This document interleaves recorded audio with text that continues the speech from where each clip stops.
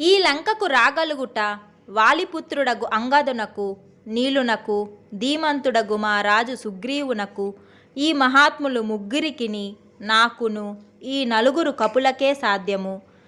సీతాదేవి బతికి ఉన్నదో లేదో మొదట తెలుసుకొని పిమ్మట ఆమెను దర్శించి కర్తవ్యమాలోచించెదను. మరల రాముని అభ్యుదయం ఆసక్తి కలవాడై కపిశ్రేష్ఠుడగు మారుతి ఆ పర్వత శిఖరమున నిలచి ఒక్క క్షణం ఇలా ఆలోచించెను. క్రూరులు బలవంతులగు రాక్షసులు ఈ నగరమును కాపాడుచున్నారు. నేనీ రూపముతోనే ఇందు ప్రవేశింపదగదు. ఈ రాక్షసులు ప్రచండమగు తేజము కలవారు, మహాబల పరాక్రమ సంపన్నులు. నేను సీతాదేవిని వెతుకుటకు వీరిని వంచింపక తప్పదు.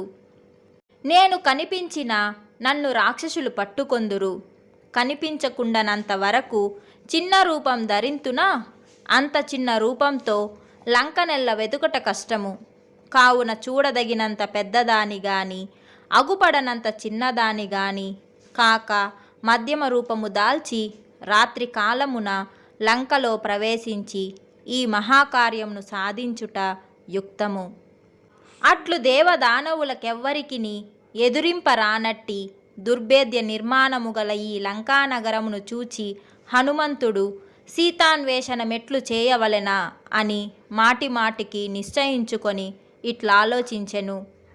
దుర్మాత్ముడైన రాక్షసరాజు రావణుని కగుపడక ఏ ఉపాయముచే జనక మహారాజు కూతురు సీతను దర్శింపగలను?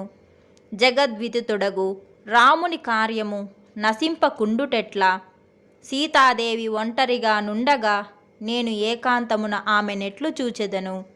దాదాపు సిద్ధప్రాయములు అగు పనులు కూడా అవివేకి అగు దూత చేతిలో పడి దేశకాల విరోధము నొంది సూర్యోదయముచే చీకట్లు నశించిన చందనమును చెడిపోవును. రాజు మంత్రులు కూడి కార్యక్రమములకు సంబంధించి ఇది కార్యమిది అకార్యమని నిశ్చయించినను ఆ నిశ్చయ రూపమగు బుద్ధి అవివేకియగు దూతకడ శోభిల్లదు. తాము పండితులమని భావించి అట్టి దూతలు పనులు పాడు చేయుదురు. రామకార్యము చెడుకుండుటెట్లా? నేను అవివేకిని కాకుండుటెట్లా? నేనీ దుస్తర సముద్రమును దాటుట ఫలవంతమగుటెట్లా? నన్ను రాక్షసులు చూచిరేని రావణుని వినాశము కోరు మహాత్ముడగు రాముని కార్యము నిష్ఫలమగును. ఈ రాక్షసులకు తెలియకుండా ఎచటనైనా ఉండుట సాధ్యము కాదు. అట్టిచే మరి ఏ రూపముననున్నను తెలుసుకొనగలరని వేరుగా చెప్పవలెనా? రాక్షసులకు తెలియక వాయువు కూడా సంచరింపదని నా అభిప్రాయం.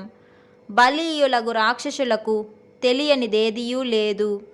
నేను సహజమగు నా పెద్ద రూపముతో నెచటినైనా దాగి ఉందునా తప్పక నశించెదను. నా స్వామి కార్యమును చెడును.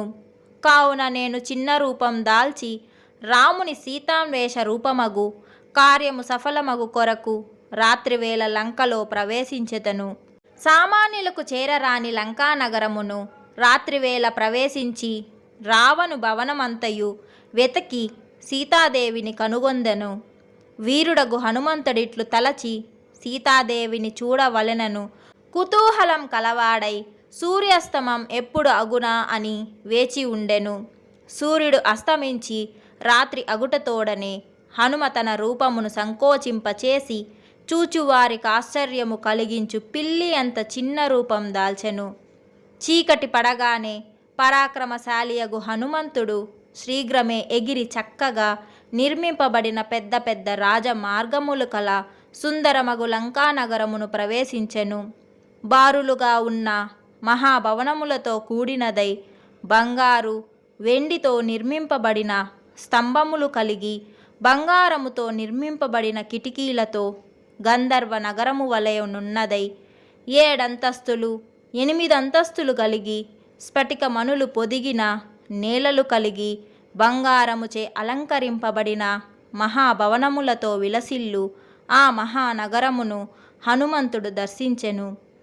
ఆ లంకలోని భవనములు వైడూర్యమని చిత్రితములై ఉండగా భూతలములు ముత్యాల ముగ్గులతో అలంకరింపబడి ఉండెను.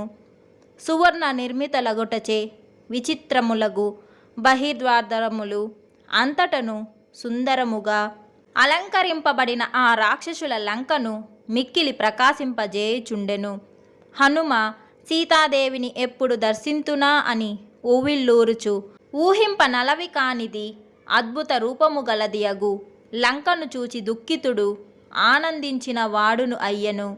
లంకానగరము దుష్ప్రవేశమగుటచే ఎట్లు ప్రవేశింపగలనా అని విషాదము, అద్భుతంగా నుండుటచే హర్షము. సున్నము వేయబడిన ఉన్నతములైన 7 అంతస్తుల గృహములు వరుసగా గలది. విలువైన బంగారు వికారములకు కిటికీలు బహిర్ద్వారములు కలది. కీర్తిమంతమైనది. రావణుని బాహుబలముచే కాపాడబడినది.